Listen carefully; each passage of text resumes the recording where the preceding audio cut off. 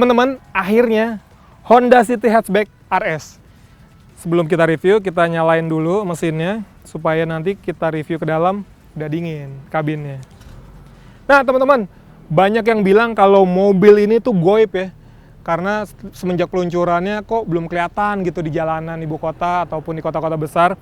Karena memang mobil ini termasuk yang batch pertama dari pabrik yang di Karawang itu. Dan kalau teman-teman di sekitar tanggal 20-an April itu ngelihat ada Honda City di jalan, itu bisa dipastikan teman-teman jurnalis lagi pada review mobil ini. Nah, yang jadi pertanyaan adalah, si Honda City ini itu akan se-fun to drive si Jazz gak sih? Udah gitu, dia akan lebih irit gak sih dengan mesin barunya? Lalu juga dengan akselerasi seperti apa? Nah, pertanyaan-pertanyaan itu akan saya coba jawab di video ini.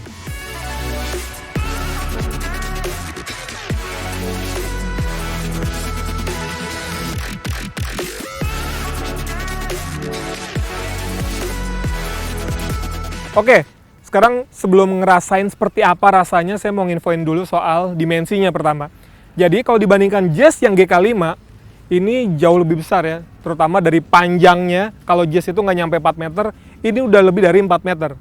Kalau dibandingkan Yaris, ini juga masih lebih panjang. Nah, kalau teman-teman mau soal desainnya kan udah pasti bisa ngeliat sendiri ya. Dan waktu itu rekan saya Tribo Laksono sudah pernah ngulas juga.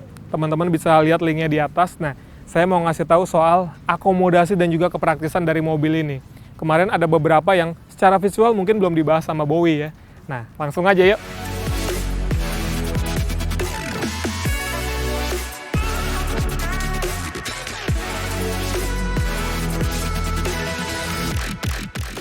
Oke, jadi ada 4 pilihan konfigurasi bangkunya. Ada yang refresh, tall mode, terus utility sama long mode. Nah, kita mau nunjukin dulu soal ini yang tall mode. Jadi kalau teman-teman bawa barang yang berukuran tinggi, misalnya kayak bawa tanaman gitu ya, ini memang bisa banget nih kita taruh di sini. Ini Honda yang paling jago sih kalau misalnya dia bikin jok-jok ini. Kalau di Jazz tuh namanya Ultra Seat. Jadi ini masih diwariskan dari Honda Jazz. Lalu kalau misalnya ini tinggal di truk aja, ini juga bisa di rata lantai ya. Dan hebatnya, si alasnya ini dia akan lebih rendah lagi. Tuh, dia akan maju dan lebih rendah posisinya. Sehingga kalau misalnya ya, tuh, ini jadi rata lantai semua teman-teman. Ya kan?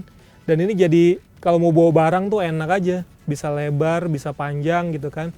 Dan satu lagi yang long mode, kalau teman-teman mau bawa barang yang ukurannya lumayan panjang, sebentar.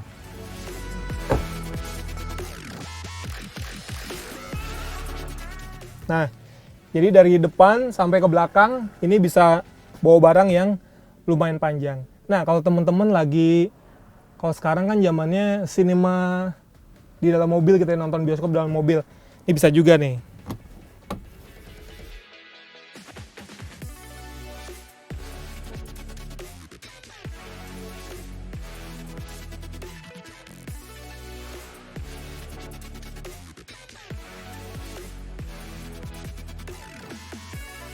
Jadi kita bisa rebahan di sini sambil nonton bioskop gitu kan.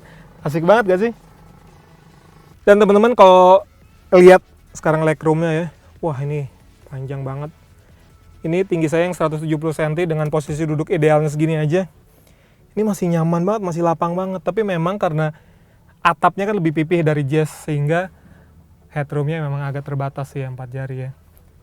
Dan menurut saya Honda City ini lebih cocok kalau untuk 4 penumpang sih. Sebetulnya dia bisa 5 penumpang karena seat beltnya juga ada 3 titik untuk 3 penumpang. Tapi yang di tengah ini bakal kesian banget sih. Pertama, ini kan posisinya sekarang lebih tinggi ya. Udah gitu joknya keras. Tuh, saya yang tingginya 170, headroomnya aja mentok. Dan ini karena posisinya dia kecil, jadi pahanya tuh kita nggak ketumpu antara kanan dan kirinya. Senderannya pun keras, walaupun dia ada headrest, jadi nggak nyaman banget sih. Akan lebih nyaman kalau posisinya di kanan kiri ini. Nah, udah gitu di sini kompartemennya. Ini ada kompartemen kecil, ini bisa buat naruh handphone. Kalau mau ngecas gitu ya, karena di sini ada 2 buah power outlet. Tapi bukan port USB ya, power outlet, jadi harus punya adaptornya lagi kalau mau ngecas handphone. Untuk kepraktisan juga di kanan ini ada cup holder, ada ruang penyimpanan kecil juga, ada seat pocket juga di kanan kiri. Jadi ya lumayan lah, nggak terlalu istimewa sebetulnya, tapi lebih dari cukup. Apalagi di sini nggak ada handrestnya kan, ini fix aja nih joknya. Kita ke depan.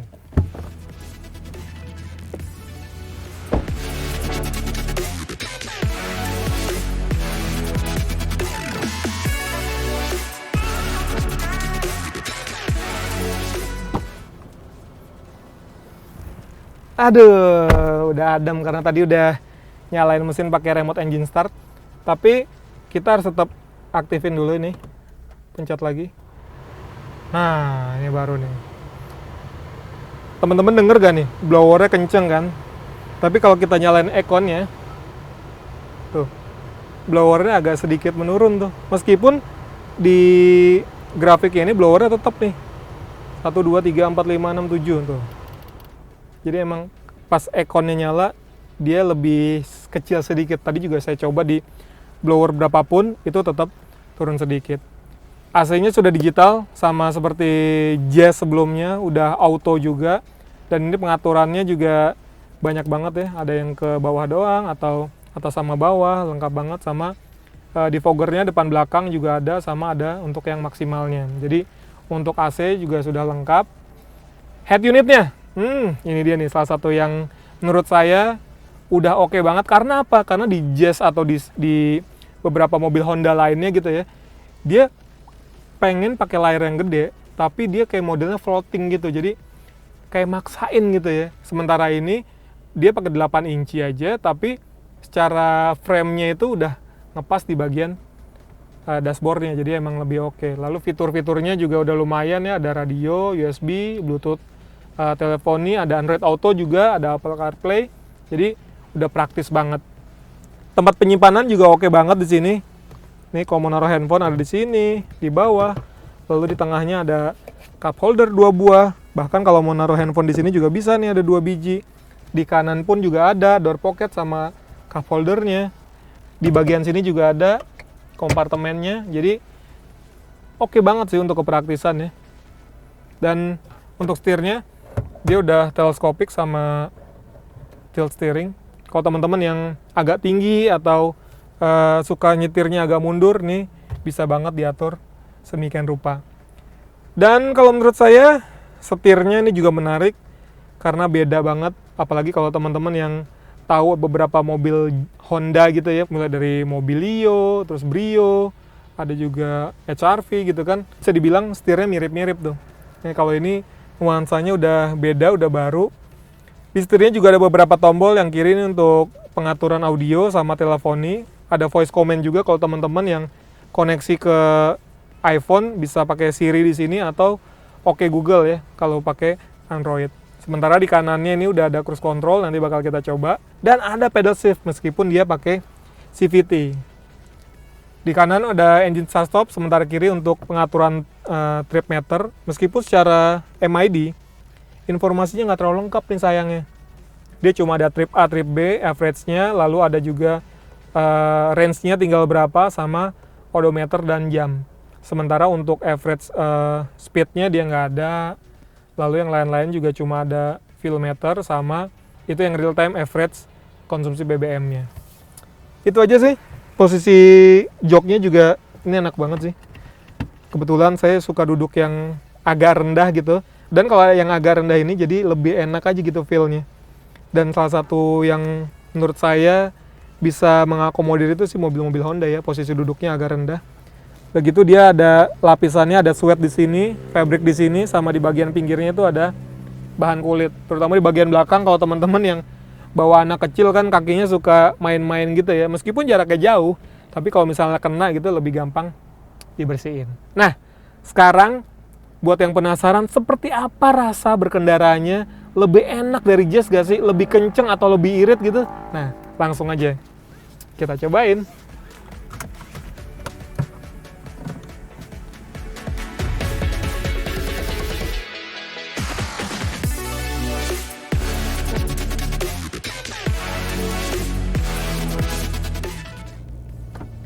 Nah, teman-teman kalau tadi dengar dia udah ada auto lock by speed ya.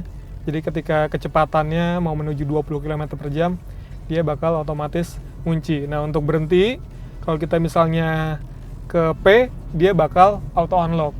Jadi udah praktis banget ya, nggak usah neken-neken kunci di sini lagi. Yang jadi pertanyaan kan soal mesin barunya nih, L15ZF dengan teknologi DOHC. Ini sebelumnya kan kalau di Jazz itu pakai yang SOHC ya. Pengaruhnya apa sih terhadap akselerasi dan juga konsumsi bahan bakar? Oke, pertama dari akselerasi dulu. Betul bahwa tenaganya sekarang dia lebih besar sedikit, 121 dk, kalau Jazz itu kan di 120 dk ya. Tapi akselerasi dari 0 ke 100 km per jam, Jazz itu bisa 10,1 detik. Sementara Honda City harus puas dengan 10,8 detik. Meskipun tenaganya sedikit lebih besar, tapi untuk akselerasi memang dia sedikit lebih lambat. Bisa jadi nih, bisa jadi karena pengaruh dimensi Honda City yang lebih besar ya kan, baik lebih lebar maupun lebih panjang dibandingkan Honda Jazz. Tapi dengan teknologi DOHC itu, dia mampu mengolah bahan bakar lebih baik dibandingkan mesin L15 yang biasa tuh. Jadi di rute dalam kota sudah kami tes dengan kecepatan rata-rata 22 km per jam. City bisa mencatatkan angka 13,8 km per liter. Nah, ini banyak sapi nyebrang. Oke, sebentar. Untung aja kita nggak nabrak ya. Oke, jadi tadi di rute dalam kota 13,8 km per liter. Sementara di rute tol itu jauh lebih irit lagi ya. Kalau di dalam kota kan tadi selisihnya tuh cuma dikit. Si Jazz itu di 12,8 kalau nggak salah. Sementara di rute tol itu di sekitar 17 komaan. Nah, kalau Honda City ini bahkan bisa 20,5 km per liter teman-teman. Jadi irit banget dengan dimensi yang sebesar ini, tapi bisa mencatatkan angka yang sebaik itu. Jadi nilai positif bagi mesin barunya Honda City.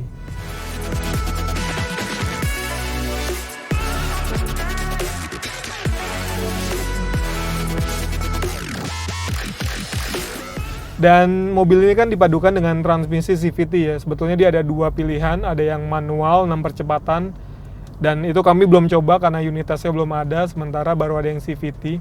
Kalau yang saya rasain, respons mesinnya memang di bawahnya tuh nggak segreget si Honda Jazz ya. Jadi biasanya mobil-mobil Honda itu CVT-nya di putaran rendah tuh lumayan oke sih menurut saya. Tapi yang ini nih agak-agak apa ya, agak-agak lemot dikit bisa dibilang. Meskipun dengan torsi yang sama-sama 145 Nm antara Jazz sama City, di City ini sebetulnya digapai dengan putaran mesin yang lebih rendah di 4.300 rpm. Sementara di Jazz itu kan di 4.600 rpm ya. Tapi ya itu, tuh responsnya nih agak sedikit lebih lambat lah. Dan itu juga tercatat di kecepatan menengah antara Jazz sama City ya. Itu memang kelihatan sih tuh, di Jazz itu bisa lebih cepat dibandingkan Honda City. Dia ada mode berkendaranya, ada Econ di sini. Kalau Econ pasti lebih efisien gitu, lebih lemot, respons dari pedal akselerasi ke mesinnya nggak terlalu responsif. Tapi kalau di mode normal, dia lumayan responsif. Kalau mau lebih responsif lagi, teman-teman bisa pindahin transmisi ke mode S. Nah, ini ngejaga putaran mesin tetap tinggi. Jadi misalnya kayak gini di sekitar 2500 rpm. Jadi kalau teman-teman butuh akselerasi yang instan, tinggal akselerasi aja dia udah lumayan ngisi tuh dibandingkan teman-teman yang modenya masih di mode D. Lalu yang jadi pertanyaan soal fun to drive-nya, terutama dari handlingnya ya kan. Betul bahwa ini ciri khas Hondanya nih masih dapat banget. Bantingan suspensi memang agak keras, tapi itu timbal baliknya adalah handlingnya jadi lebih tajam. Dia mirip-mirip lah sama Jazz, tapi kalau dibandingkan sama Yaris, dia kan memang lebih empuk ya, terutama suspensi lebih empuk. Jadi kalau diajak manuver dengan kecepatan tinggi, body roll lebih berasa tuh. Tapi kalau ini lebih enak nih. Kita ajak manuver. Tuh. enak banget sih. Tuh, nurut banget, kita ajak belok tajam dengan kecepatan yang lumayan tinggi, dia nurut banget ya. Nah, sekarang kita di depan akan belok kiri dengan manuver yang agak kencang ya.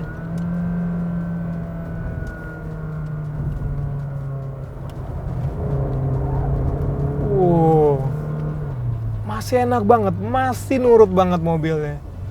Jadi ya konsekuensi memang sedikit lebih keras secara bantingan, kalau terutama ketika teman-teman lewat jalan yang bergelombang gitu ya, lebih jalannya agak rusak atau speed trap yang lumayan tinggi, itu berasa banget tuh deg deg deg deg gitu ya. Lalu soal ini ada pedal shift, dia dilengkapi dengan pedal shift. Jadi soal fun to drive-nya tuh masih enak juga teman-teman kalau mau ini meskipun CVT tapi ada virtual 7 percepatan ya.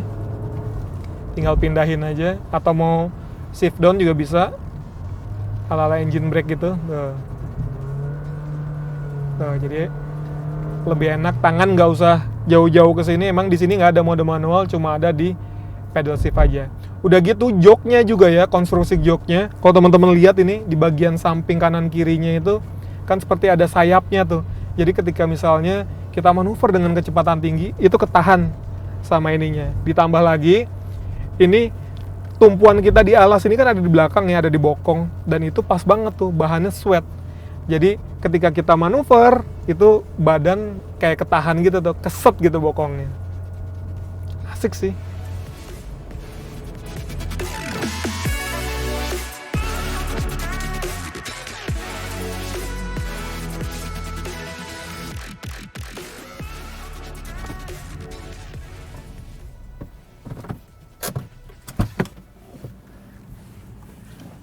Teman-teman, itu dia review saya soal Honda City Hatchback RS. Jadi udah kejawab ya pertanyaan-pertanyaannya, apakah dia lebih fun to drive? Ya, dia masih sama fun to drive-nya dibandingkan Honda Jazz. Tapi dia juga punya beberapa kelebihan, terutama dengan mesin barunya, meskipun secara akselerasi sedikit lebih lambat dari Jazz, tapi dia bisa mengolah bahan bakar lebih baik di dalam kota maupun di rute tol. Udah gitu juga fitur-fiturnya, kalau menurut saya dia masih lebih oke ya dari Jazz. Airbag-nya ada 6, lalu ada remote engine start, head unitnya juga oke kan. Dan harganya untuk City Hatchback RS ini yang CVT 299 juta, sementara yang manual 6 percepatan itu 289 juta. Memang sih sedikit lebih mahal dari Toyota Yaris ya. Ya baik lagi sebetulnya ke teman-teman lebih suka hatchback yang nyaman dengan bandingan empuk kayak Yaris, atau memang yang mobil sporty baik dari tampang maupun handlingnya yang tajam seperti Honda City Hatchback RS ini. Oke teman-teman, terima kasih sudah menonton video ini. Jangan lupa juga nih buat mampir-mampir ke Instagram kami di @anakester_go. Sampai jumpa.